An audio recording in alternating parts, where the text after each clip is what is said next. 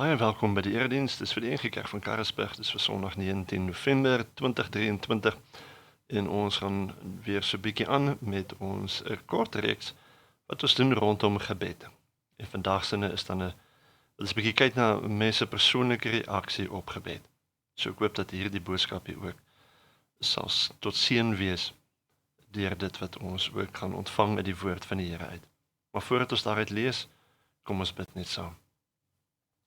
Ons dank die Here vir hierdie voorreg wat ons vandag ook het, net om weer in u woord in te delf en weer meer te leer oor ons verhouding met u en hoe gebed ons ook kan help daarin. Wil u vir ons tot seën wees en lei deur die Heilige Gees, sodat u woord ook vir ons lewend woord sal word. Dit bid ons in Jesus naam. Amen. Skrifgedeelte Filippense 4 en ons lees vers 4 tot en met vers 7. Verbly julle altyd in die Here, ek herhaal, verbly julle. Laat julle vriendelikheid aan alle mense bekend word. Die Here is naby. Moet niks bekommerd wees nie, maar maak in alles julle versoeke deur gebed en smeking met danksegging aan God bekend. En die vrede van God wat alle begrip oortref, sal in Christus Jesus oor julle harte en gedagtes waak. Ons lees tot sover. Nou gebed het heel wat verskillende elemente en ons weet dat gebed byvoorbeeld 'n gemeente ding is wat ons ook gewoonlik saam doen wanneer ons by mekaar kom by 'n erediens. Dit bou mekaar op wanneer ons saam bid. Dit help ons om met God te kommunikeer, soos vandag ook. Hier waar God ook tussen ons is in ons midde. Maar ook 'n baie belangrike deel van gebed is die persoonlike aspek daarvan. Gebed bring persoonlike verandering in jou lewe. Wanneer jy tyd in gebed deurbring, met ander woorde wanneer jy tyd saam met God spandeer, tyd saam met die Heilige Gees, dan is daar 'n gedurende verandering in jou lewe. Ons weet natuurlik ook dat een van die beste voorbeelde van hoe persoonlike gebed juis in 'n mens se lewe funksioneer, is om te kyk na Jesus Christus. Dat hy te midde van sy besige bediening gedurig tyd gevind het om in gebed deur te bring. Gebed, weet ons, was vir Jesus een van die belangrike ankers in sy lewe. Om gedurig in kontak met God te wees deur die Gees, het Jesus gereeld weer rigting gekry, wysheid ontvang en krag ontvang vir elke dag. Jesus sê ook op 'n stadium dat hy niks doen wat die Vader nie vir hom gee om te doen nie. En dit vind hy natuurlik deur sy gebed wanneer hy praat met die Vader. Net so ook as ons leiding van God in ons lewens wil hê, kan dit net gebeur as ons 'n persoonlike reaksie het deurdat ons tyd in gebed spandeer. Niks anders wat jy ooit in hierdie lewe gaan doen, gaan jy so bevoordeel soos gebed nie. Die sleutel tot 'n verhouding met God begin altyd in alles met gebed. Sonder diepe tyd in gebed gaan jou Christendom waarskynlik stagneer, nêrens heen beweeg nie. Jesus wat self God is, het baie tyd in gebed deurgebring. Wat laat ons as mense dink ons het minder tyd nodig? As mense het God ons wonderlik geskape. God het ons in sy goddelike beeld geskape. Ons potensiaal is baie groter as wat enige van ons dalk ooit sal kan dink of besef. Ons liggame is in staat tot baie meer uithou vermoë, krag en verlenging van ons lewe. Ons siele is in staat om baie meer seëninge van God te ontvang. 'n Gebed skep 'n atmosfeer of 'n ruimte waarbinne ons kan floreer en selfs waarbinne ons gesond kan wees, soos wat ons siele genees word deur God. Ons weet nie hoe lank ons moet aanhou bid vir iets voordat God daarop antwoord nie. Maar God hou 'n geestelike rekord van dinge wat gebeur en wat gedoen word. Dit beteken dat niks verlore gaan of gemors word nie. En dit het ook betrekking op gebed. Elke gebed wat ons bid, onthou God. Dit raak nie iewers verlore nie. Dit val nie op dowe ore nie. En dit word definitief nie gemors nie. Met baie dinge in die lewe weet ons nie hoe lank ons moet aanhou bid vir iets voordat God daarop antwoord nie. Maar elke gebed wat ons bid tel. Elke gebed word gehoor. Dit raak nie verlore nie en dit word nie gemors nie. Jy bid nie verniet nie. Al bid jy al hoe lank vir iets. Daniel wat weggevoer is Babylonië toe, het begin bid vir 'n saak. En toe die engel van die Here uiteindelik 21 dae later by hom uitkom, het hy uitgevind dat sy gebed al die eerste dag verhoor is, maar dat die engel eers sy pad moes oorveg om tot by Daniël te kom. So het Daniël ook geleer dat sy gebede wat hy aangehou het om te bid, 'n impak gehad het op die geestelike realiteit, sodat sy gebed met ander woorde ook uiteindelik verhoor kon word. So moet nooit opgee op gebed nie. Sekere gebede verlang 'n groot mate van weer en weer bid. Of dit nou is weens geestelike weerstand of watter rede ook al, ons word aangemoedig om aan te hou bid. Wat sou gebeur het as Daniël 5 of 10 dae net gebid het en toe opgehou het? Met al die vooruitgang van medisyne in die moderne wetenskap, is daar nog steeds altyd mense wat sukkel met siektes. En om die waarheid te sê, kry mense die idee dat die meeste mense se siektes eintlik net beheer word. Dokters soek baie maklik na die fisiese oorsake van jou siektes en gee dan vir jou iets om dit te beheer. Maar soos wat ek nou al met mense gewerk het oor die jare, deur hulle probleme, hoe meer dink ek dat meeste van die siektes eintlik gehanteer kan word deur dinge van jou verlede partykeer te hanteer. Dokters het oor die algemeen stem hulle saam dat die meeste van ons fisiese probleme veroorsaak word deur stres. En een van die grootste redes vir mense se stres is vrees waarmee hulle deur die lewe gaan. Nou, ek het al van baie verskillende selfhelpmetodes en kursusse gesien wat mense gebruik om van stres en vrees ontslae te raak. Nou, die antwoord vir hierdie probleme is eintlik nie iets niets nie.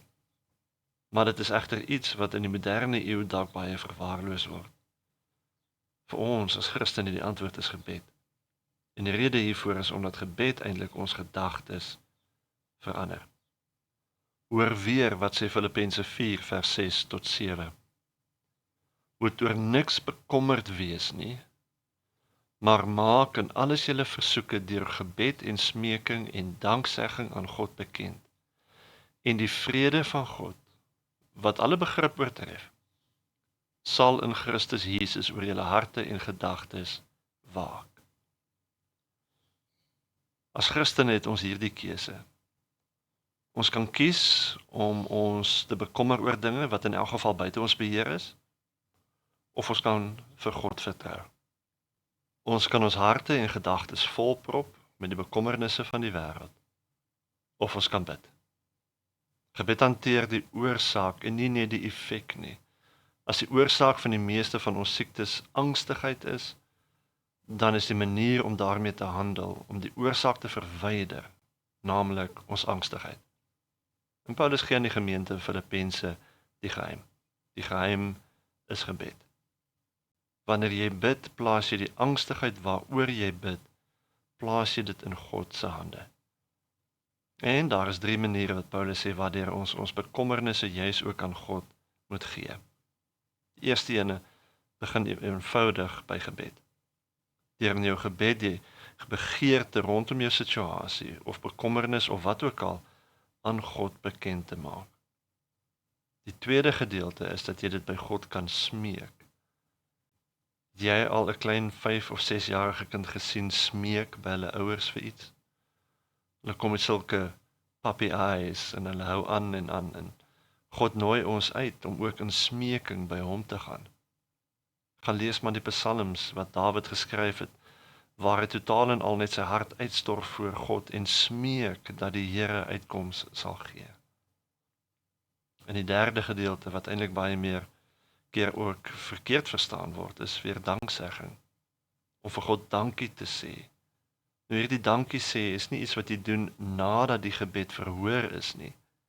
Nee, sê Paulus, wanneer jy oor die saak bid, dan sê jy al dankie daarvoor. Jy maak ook jou pleidooi juis deur danksegging aan God bekend. En ons sal dalk volgende week bietjie dieper hieroor ingaan. Maar wanneer ek vir God dankie sê voordat die gebed verhoor is dit 'n manier vir my om vir myself ook te wys dat ek vir God vertrou. Wanneer ek vir God dankie sê, is dit 'n manier om my te herinner wie hierdie God is en in wie se hande ek my probleme plaas.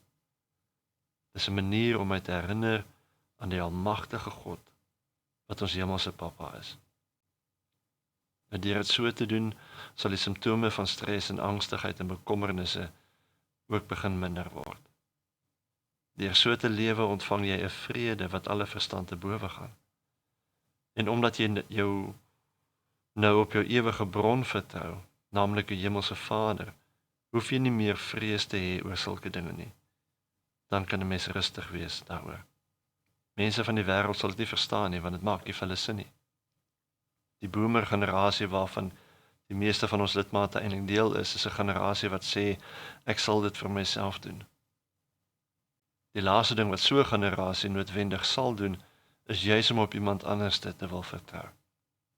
En dis een van die redes waarom stres en selfmoord al hoe meer algemeen geword het in ons samelewing. Want daar is 'n reaksie wat ons kan hê. Want ons kan 'n gesonde lewe hê van vrede. Deur 'n gebed met God te wandel en ons leer om hom te vertrou, leef ons in 'n groot mate ook gesonder. Gebed veroorsaak ook dat jy 'n geestelike verstaan ontwikkel. Deur te bid sal jou lewe al hoe meer as tevore bewus raak van die geestelike realiteit wat daar is. Gebed open ook die deur vir 'n meer intieme verhouding met die Heilige Gees soos wat ons verlede week gehoor het. Dis deur gebed dat ons leer hoe om te leef met ons geestelike gawes. Elkeen van ons het gawes ontvang wat ons moet leer om te gebruik. En ons leer dit juis ook deur gebed. Ons kan dus baie waarde kry in ons liggame, in ons siele en in ons gees, juis as ons bid. Juis wanneer ons reageer deur te bid. Is daar dus enige rede hoekom ons nie moet moeite maak met gebed nie. Amen. Kom ons bid saam.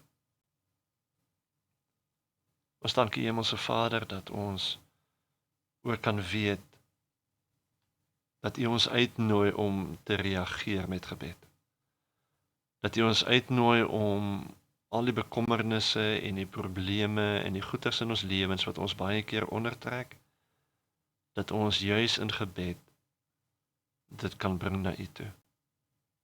Ons vra Here dat U ons ook hierin sal seën, sal help en sal lei in die naam van Jesus Christus ons Here. Amen. Ontvang dan ook die seën van die Here.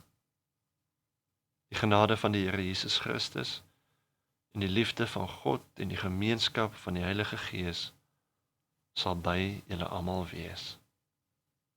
Amen.